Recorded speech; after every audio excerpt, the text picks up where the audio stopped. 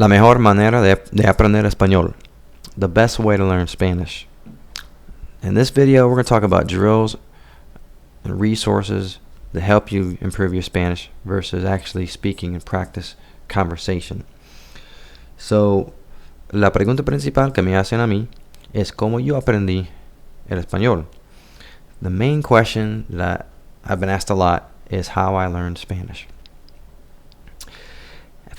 If I could count how many times I've been asked that, it would definitely be hundreds, maybe even over 1,000 times, usually by native speakers that are shocked that an American actually learned fluent Spanish. It's one of those great feelings I get. It's the biggest compliment I get is that they're shocked that I'm an American and I speak it as well as I do. In other posts or on my in my blog, SpanishForBusyPeople.wordpress.com, or in more videos, I'm going to talk about how to actually lose that gringo accent, or at least minimize it as much as you can. But right now, we're going to focus on the different ways that you can learn Spanish. The truth is, there's really no best way to learn. If there was one best way to learn, that would be undermining that people are very different. Everyone has their preferred way, whether that's visually looking at something, doing it themselves, reading something, listening, or even in this case of a language, writing things out. There's so many different products, methods out there to help you learn Spanish, whether it's computer-based, books, videos, CDs. You have to take advantage of as many as you can. You have to find the ones that suit your learning style best. Me personally, I like visual. My story is when I really started to learn Spanish, I was in an internship program in Disney. I worked in the parks. I would go home and study grammar books. I would do exercises. I would look up words in the dictionary, practice verb drills, and then go to work and practice everything I learned at home. And even when I was at work, I had a small dictionary with me. I had a little notebook. I would write down words I learned, write down words I wanted to know.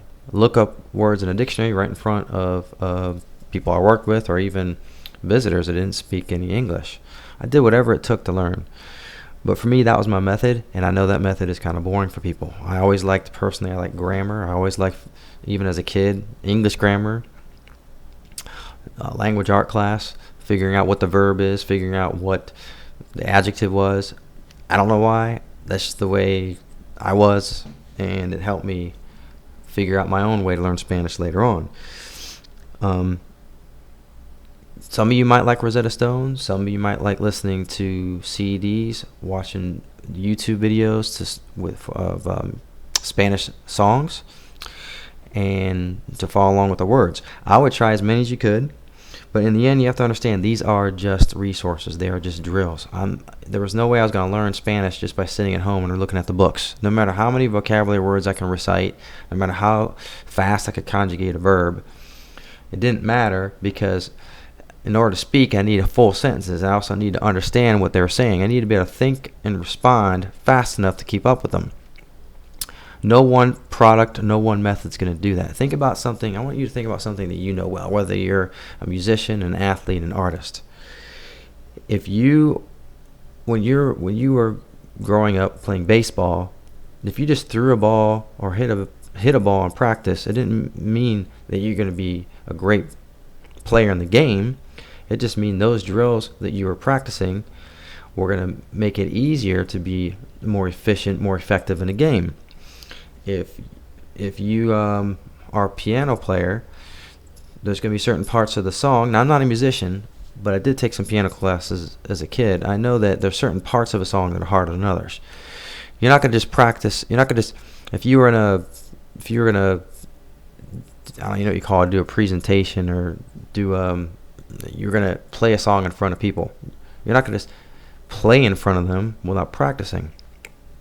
But you're not only going to practice the whole song, you're going to practice certain parts.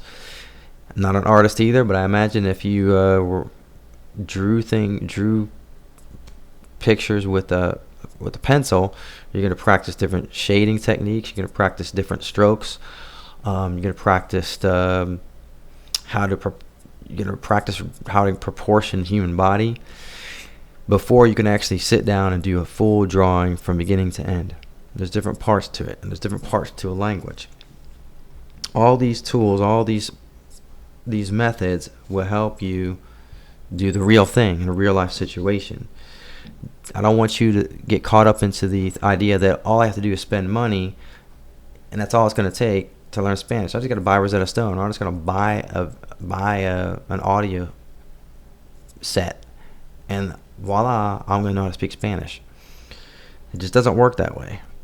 Just like throwing a baseball doesn't mean you'll be able to throw a guy out at first base during a game, or just because you can hit off a tee doesn't mean all of a sudden you're going to be a 350 hitter.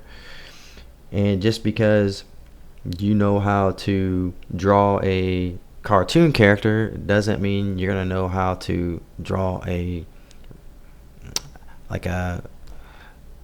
landscape or whatever, or the human body. I think you're getting an idea of what I'm saying here. It's going to come in time, but these resources are vital. You do definitely need to do them. You're not just going to go out and just practice speaking. You're not going to know what to say. So that's why you need to be at home practicing with your method on how to speak. And comprehension, you can do some comprehension with computer-based programs, and you obviously can do writing and you can do reading at home.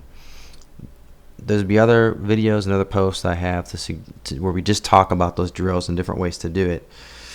But you have to find which ones work for you, which ones you're most interested in. You may not like working with computer-based programs. You may not like just only listening to music. You have to try different things to find what's going to make you keep going.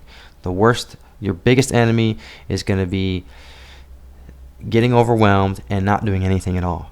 Even if you just learn a word here or there or phrases, you have to celebrate and feel good about what you learn so you keep going. It's going to take some time. Now I will say this, if I had to do it all over again, I personally would practice my comprehension a little more. I really liked writing and grammar, but it doesn't fully help me understand. It helps me identify words a little more in speech, but I really wish I had taken more time to improve my comprehension skills. I wish I had gone back and just had more conversations with people to improve my ability to understand. I always felt comfortable speaking because I'd practiced all the words and things at home. I could string them together pretty well. But your main goal is to think in Spanish, to be able to speak it and to be able to comprehend it. Things should become natural to you. Words in English and Spanish should be synonymous. If you look at a house, that should be casa. But it's the same thing. Casa is house. It's one of the same. 122 is 122. And 122 is 122. Phrases should be the same to you in your head. No me daba cuenta. I didn't realize. I didn't realize. No me daba cuenta. Spanish has to be ingrained into your mind in order for it to become natural. And it's only going to come through these drills and also practicing out in the real world. Put it all together by speaking and practicing conversation, and you will get to the point that you'll be able to have a conversation, 10-minute conversation, 20-minute conversation, speak it on the phone in person. It just becomes a part of you. Thank you for watching the video. Please return to my blog, SpanishForBusyPeople.wordpress.com, and look for more videos here on YouTube. Thank you very much.